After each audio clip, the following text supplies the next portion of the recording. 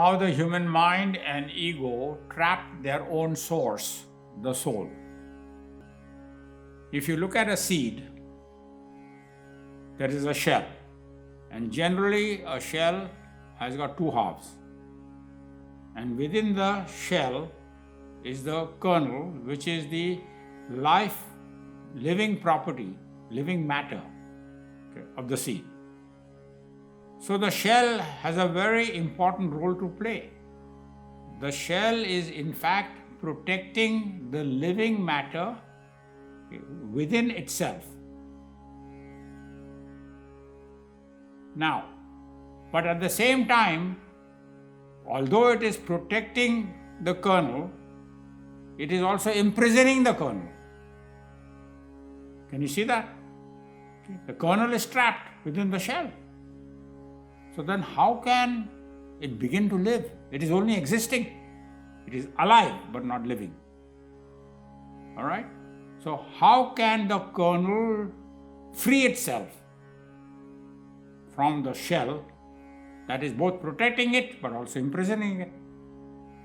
In order to become free from the shell, the seed has to establish contact with its source. Now, where is the source?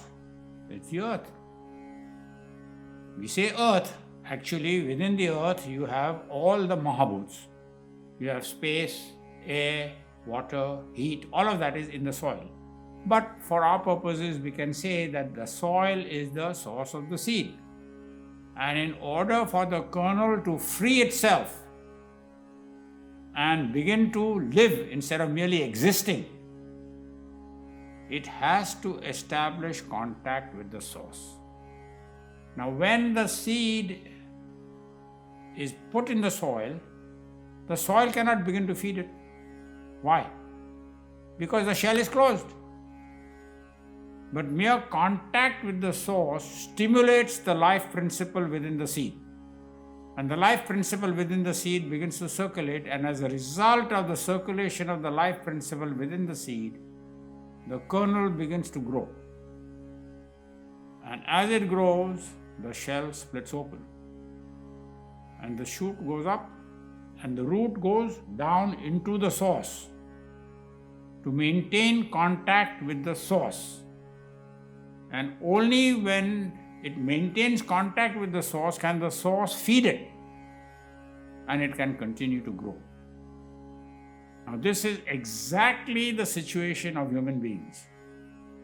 Human beings are nothing but seeds of God. And the two halves of the shell are the human ego and the human mind. And between the two, they have got all of these thoughts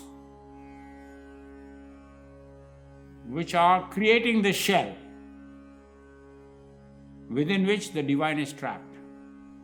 So in order for the human being to free itself from the shell, that is the human ego and the human mind, it has to establish contact with its source.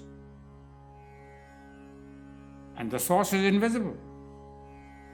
So how does a physical human being establish contact with an invisible source?